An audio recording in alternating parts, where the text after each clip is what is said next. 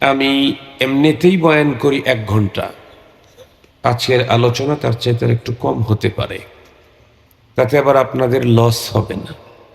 বলবো, হুজুর তাহলে আপনার মতো একজন আন্তর্জাতিক খ্যাতি সম্পন্ন বক্তা আসলো, আর এই 40 মিনিট 30 মিনিট কথা বলে চলে গেল, তাহলে তো কিছুই হলো না হুজুর, আমার তো পুরাই লস। আলহামদুলিল্লাহ সুম্মা আলহামদুলিল্লাহ, আমি যে আলোচনা শুরু করব, আল্লাহ তৌফিক দিলে আমি সে আলোচনাটাকে কমপ্লিট করব। বাট সময় বেশি হলে বেশি বিস্তারিত বলবো, সময় কম হলে সংক্ষিপ্ত আকারে বলবো। তবে এ কথা বলবো না আমি যে সময় স্বল্পতার কারণে আজকের আলোচ্য বিষয় কমপ্লিট করতে পারলাম না, পরবর্তী সময় আবার আপনাদেরকে শোনায় দেব। এই কথাটা আমি বলবো না ইনশাআল্লাহ। তার কারণ কয়েকটা। একটা কারণ হলো, আমি পরবর্তীতে আবার আসতে পারবো, বাঁচবো, এ গ্যারান্টি তো নেই। আপনিও আবার আসতে পারবেন সেই মাহফিলে, সেটাও গ্যারান্টি নেই। এ কারণে সময় অল্প হলেও আমি যেটা তেলাওয়াত করেছি, যে মেসেজটি আল্লাহর মেসেজ, খোদাই মেসেজ আপনাদেরকে পৌঁছে দেওয়ার ইচ্ছে করেছি, আল্লাহ যদি আমাকে দয়া করেন, সময় অল্প হলে সংক্ষেপে বলবো, সময় বেশি হলে একটু বিস্তারিত বলবো। তবে কথা ওইটাই হবে। এখন আপনারা বলেন, তাহলে বিস্তারিত হওয়ার চাইতে অল্প হওয়াই তো ভালো, জিনিস যেহেতু একটাই, তাই না? মুহতারাম হাজিরিন, আমি কোরআনে হাকিমের এমন কিছু অংশ পড়েছি যে অংশগুলি আমার জানা মতে পৃথিবীর অধিকাংশ মুসলমান মুখস্থ আছে। একেবারে কিছু জানে না, সেও তো সূরা ফাতিহা জানে। ছোটবেলায় তো সূরা ফাতিহা শিখা হয়ে গেছে। আমি সূরাতুল ফাতিহার শেষের কিছু অংশ পড়েছি। এই অংশের মধ্যে রব্বুল আলামিন পৃথিবীর মানুষদেরকে, মুসলমানদেরকে একটা বিশেষ দোয়ার আবেদন শিক্ষা দিয়েছেন। দোয়া শিখাইছেন আল্লাহ, দোয়া। আর সেই দোয়াটা এতই বেশি গুরুত্ব, কোরআনে হাকিমে তো কত দোয়া আল্লাহ আমাদেরকে শিখাইছেন, কোরআনে আছে। নবীজি তো আরো বেশি শিখাইছেন। আল্লাহর কোরআনে আল্লাহ আমাদেরকে দোয়া করা শিখাইছেন। রব্বানা আতিনা ফিদ দুনিয়া হাসানাহ ওয়া ফিল আখিরাতি হাসানাহ ওয়া কিনা আযাবান নার। এ দোয়া কার শিখানো? আল্লাহর। রব্বানা লা তুজিগ কুলুবানা বা'দা ইয হাদাইতানা ওয়া হাব লানা মিন লাদুনকা রাহমাহ ইন্নাকা আনতাল ওয়াহ্হাব। এটা কার শিখানো? আল্লাহর। আরো দোয়া আছে না নাই? আরো দোয়া আছে। কোরআনে হাকিমে অনেক দোয়া আল্লাহ তাআলা শিখাইছেন। ওয়াকুর রব্বিরহামহুমা কামা রব্বায়ানি সগীরা, এটা আল্লাহ দোয়া শিখাইছেন। আরো কি শিখাইছেন? রব্বি জিদনি ইলমা, এই দোয়া আল্লাহ তাআলা আমাদেরকে শিখিয়েছেন। এরকম অনেক দোয়া আছে রব আমাদেরকে শিখাইছেন। অনুরূপ একটা দোয়া, ইহদিনাস সিরাতাল মুস্তাকিম সিরাতাল্লাযীনা আন'আমতা আলাইহিম গায়রিল মাগদুবি আলাইহিম ওয়ালাদ-দাল্লিন। এটাও আল্লাহ আমাদেরকে শিখাইছেন।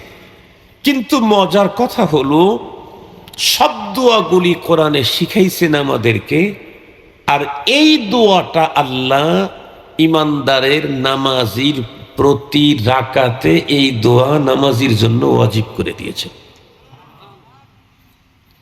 1 রাকাত নামাজ এই দোয়া ছাড়া হবে না। 1 রাকাত নামাজ হবে না। নামাজ ফরজ হোক, ওয়াজিব হোক, সুন্নত হোক, নফল নামাজি হোক, কিন্তু এই নামাজ শুদ্ধ করে পড়তে চাইলে প্রতি রাকাতে সূরাতুল ফাতিহা পড়া, কথা বলেন না কেন, ওয়াজিব। সূরা ফাতিহা যখন পড়তে যাব, তখন ইহদিনাস সিরাতাল মুস্তাকিম ছাড়া সূরা ফাতিহা হবে না। প্রশ্ন হলো, হুজুর এত দোয়া আল্লাহ আমাদেরকে শিখাইলেন, এই দোয়াটা আল্লাহ নামাজির প্রত্যেক রাকাতের ভিতরে এই দোয়াটা ওয়াজিব করলেন কেন?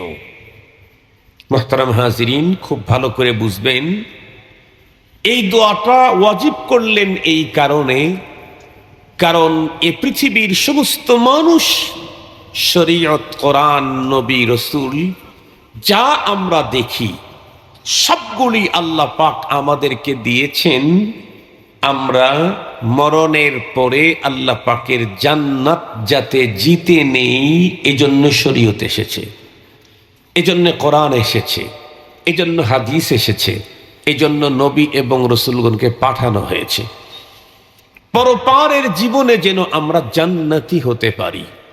মুহতারাম হাজিরিন, খুব ভালো করে বুঝবেন, কেউ যদি জান্নাতি হতে চায় তাহলে তার জন্য রাস্তা শুধুমাত্র কেবলমাত্র একমাত্র একটা রাস্তা, সেই রাস্তার নাম হলো সিরাতে মুস্তাকিম, স্ট্রেট ওয়ে, সোজা রাস্তা, সরল রাস্তা।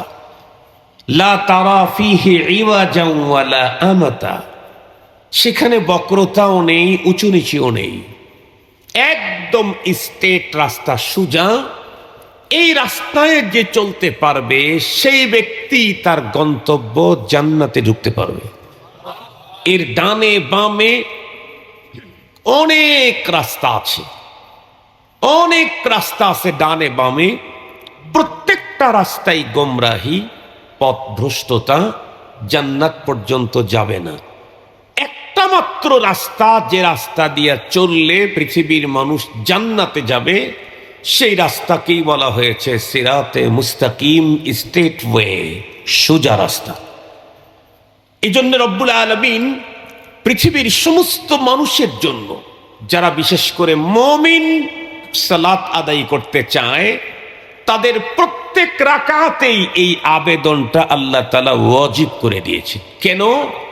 কারণ এই সোজা রাস্তায় চলা কোনো মানুষ তার দেহবল আর বাহুবল, শিক্ষাগত যোগ্যতা, ফ্যামিলি স্ট্যাটাস এগুলি দিয়ে কখনোই সম্ভব না। সোজা রাস্তায় যদি কেউ চলতে চায় তাহলে রব্বুল আলামিনের তৌফিক ছাড়া সম্ভব না।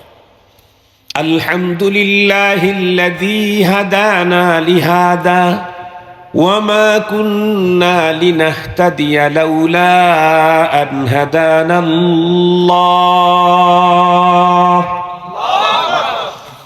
রব চাইছেন আমাকে, তাই হেদায়েত দিয়েছেন। রব্বুল আলামিন যদি না চাইতেন, তার মঞ্জুরি যদি না থাকতো, তাহলে আমি আপনি হেদায়েত পাইতে পারতাম না। নবী রাসূল চাইলেও হেদায়েত হবে না। হেদায়েত শুধুমাত্র একমাত্র কার হাতে? কার কাছে? কার নিয়ন্ত্রণে? আমরা প্রত্যেকেই জানি, এই পৃথিবীতে একদম ইসলামের শুরু যুগে দ্বীনের জন্য যারা নিবেদিত প্রাণ ছিলেন, তার মধ্যে একজন অন্যতম বিশ্বনবীজির চাচা খাজা আবু তালেব।